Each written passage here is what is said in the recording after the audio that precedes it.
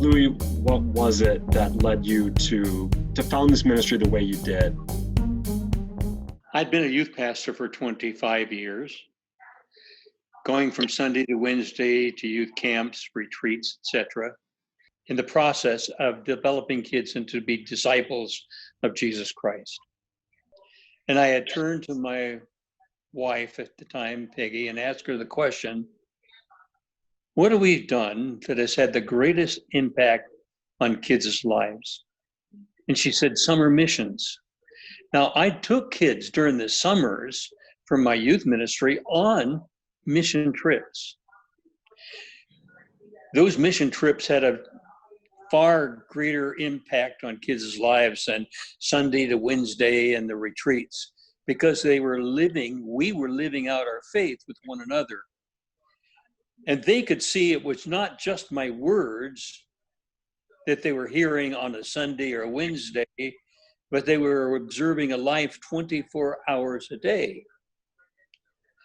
Why discipleship? Well, the Lord selected 12, 11 of them, Judas being the one that was the betrayer. He selected those individuals, and there were women too, to pour his life into, so after the resurrection, they would carry on the life and message that had been entrusted to them. Discipleship is about reproducing one's life in another. And that could occur during a summer, living with them 24 hours a day. But not just teaching the faith, but getting so excited about the relationship with Christ that you want to share it with others. That's missions. Our trips have, sort of on that note, our trips have always been a certain length, a certain minimum length. There's lots of 1 week missions trips, 2 weeks missions trips. Ours have always been 3, 4, 5, 6 weeks long, sometimes 8 or 10 weeks long. Why that length? And sort of along with that, where does the real love begin? We ask from experience and loved over that length of time. Well, the reason for the length of it, number one, when you come together for a week, you're just getting started. There is excitement to it. And you hit 2 weeks, okay, this is starting to get down to where the rubber meets the road, so to speak. 3 weeks, okay, we're starting to live. At 3 weeks, kids are starting to get irritated with one another. They may be even getting irritated with the leadership. Leadership might be beginning to get irritated with some of their students. Now, this is where really life begins. And when it comes to the excitement about missions, first week, yes, this is what I've dreamt about. But there's also gutting it out, living life day by day, getting out of a tent, getting out of your sleeping bag, maybe not having slept well, and you have a journey before you that day is about sharing your faith with someone, hopefully. It is doing in spite of how you feel. It isn't about feeling. Now, feelings have a part of it. Yes, we're not going to deny that.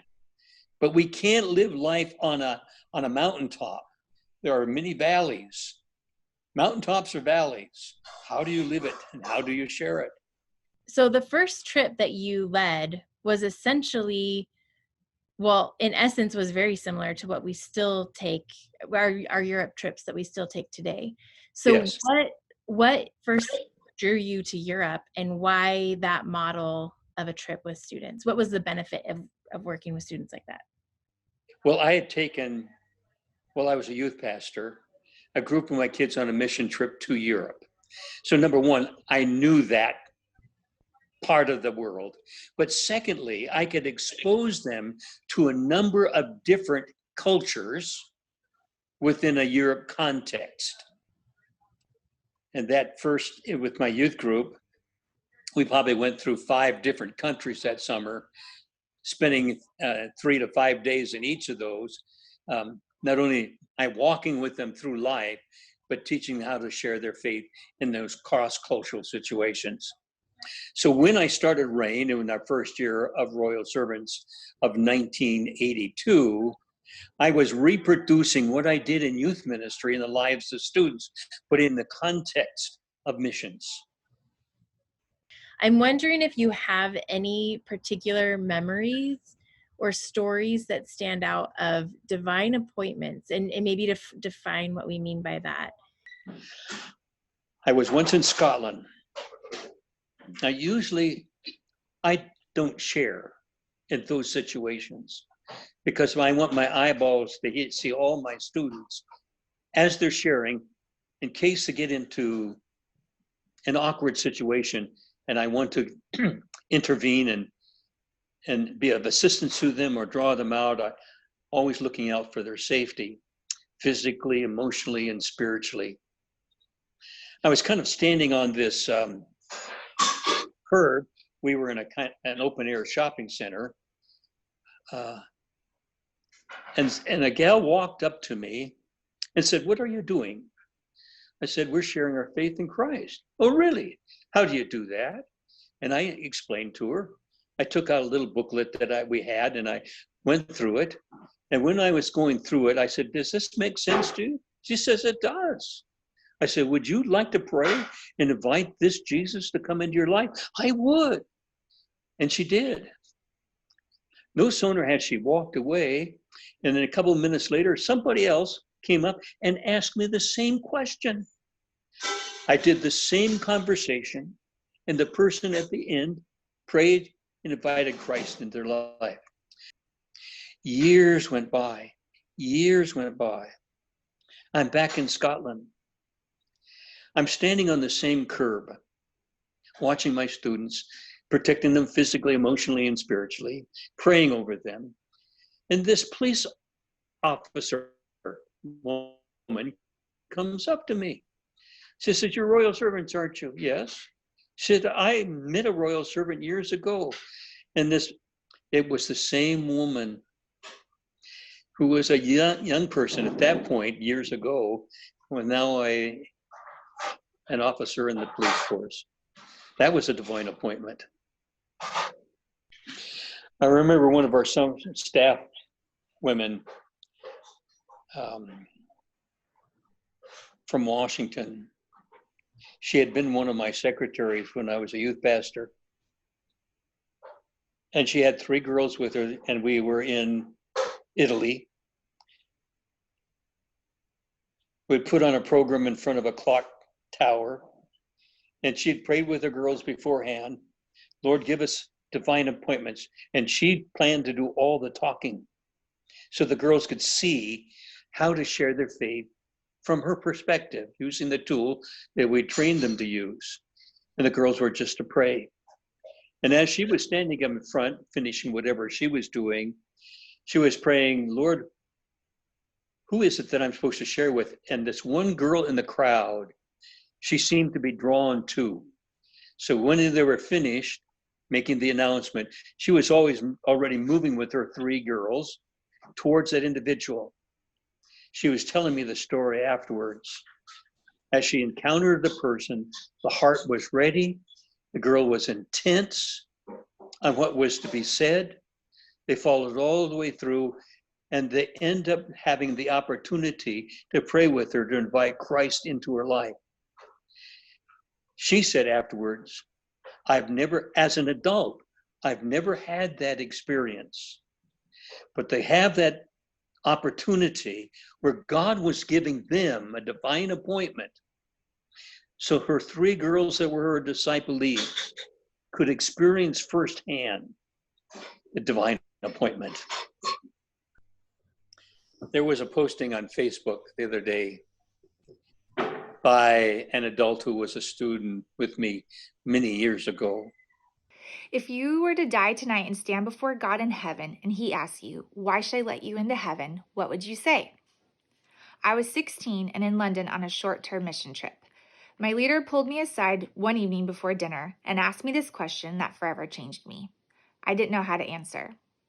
Tears welled up as I tried to describe that I was a good person and I had done my best to live a good life. I was grasping at answers that would satisfy, but I was spinning. That was a choice moment for me. My leader was loving and asking in a gracious way that would have even allowed me to say that I didn't believe in God, but he wanted me to know what I believed and why. It was the beginning of a journey to investigate for myself and to decide for myself if I believed Jesus was real and if I wanted to follow him. What does it mean to follow Jesus? How does that even practically play out in my life? You get to decide. And I had my wife, Sandy, read it. And then she said, there must be thousands of kids that have those kinds of stories, and you must be very proud. Well, my response was to her, as it is when those kinds of things are said. I just happened to be there at a moment that God chose to speak or to work, and they chose to listen, and somehow it had an impact on their life.